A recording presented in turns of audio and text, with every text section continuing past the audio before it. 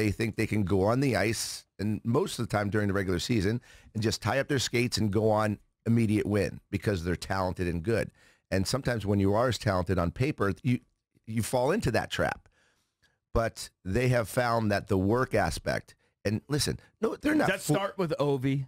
It does start with Ovi. When Ovi's diving when Ovi is diving in front of pucks, when you see him back checking, listen, and I was just going to say, none of these guys fool us, right? You watch the game, I watch the game, people are at the game.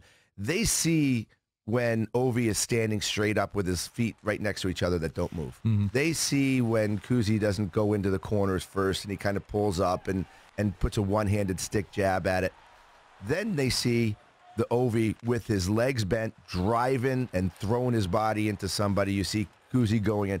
The effort is very evident and apparent. You see it. Right. And when you see it, you see the results. Yeah, the results of and the accomplishments that happen after that.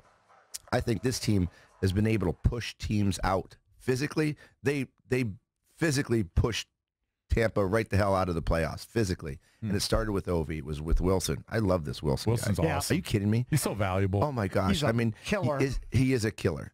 But you know what he is? He's every single shift, he gives you the same thing. There's never a dull break in his game. Do you think he's a dirty player or anything like that? I think he teeters on it. I don't think he means to be. There's no question. But I think he's so eager.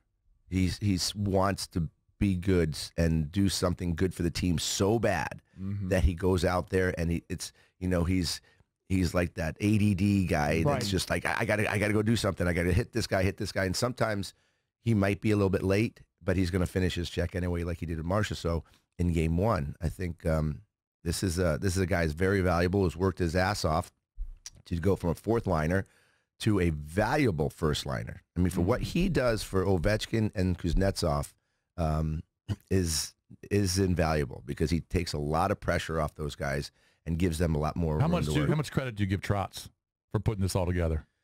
He is a or is he just the same guy? They're just doing other things? What I think. I think he's been very patient, and and hats off to to the management and to Leonsis for keeping him in position because he could have been a coach that could have been let go.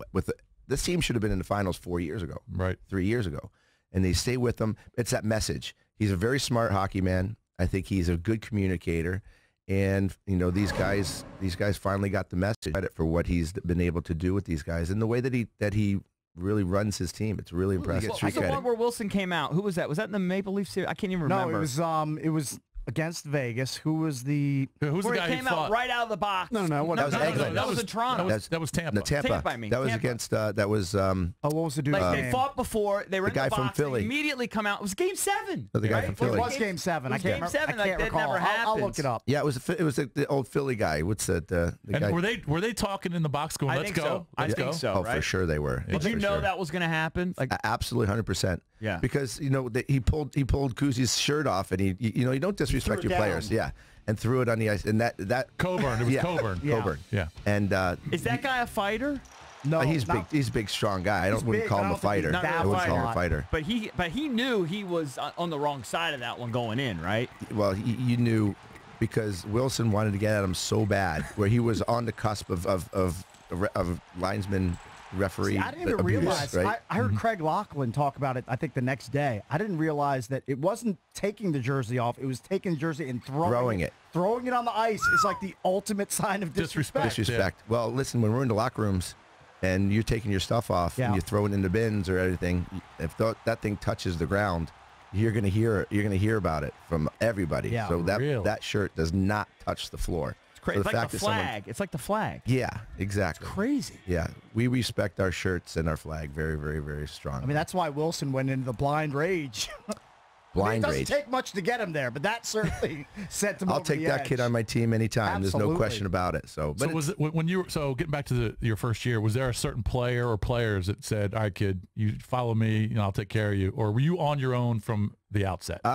I mean, I had guys like the top guys for Chicago at the time were Dennis Savard, Doug Wilson, Steve Larmer. These guys took me under their wing and pretty much told me, how to act and what to do, taught me how to play cards. the wrong way. I was their guppy in the poker game every night, but they definitely watched after me. Actually, the first guy that ever fought for me is Marc Bergevin, who's now the GM in Montreal.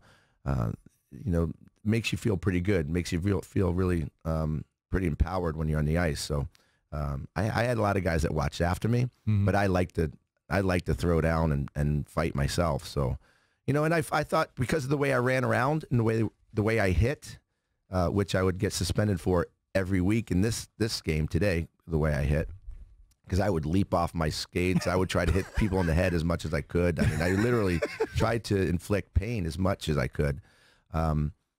But it's one of those things where you have to have your edge, right? So in Chicago, I had a lot of guys that did it. And when you run around like that, you have to be expected to stick up for yourself.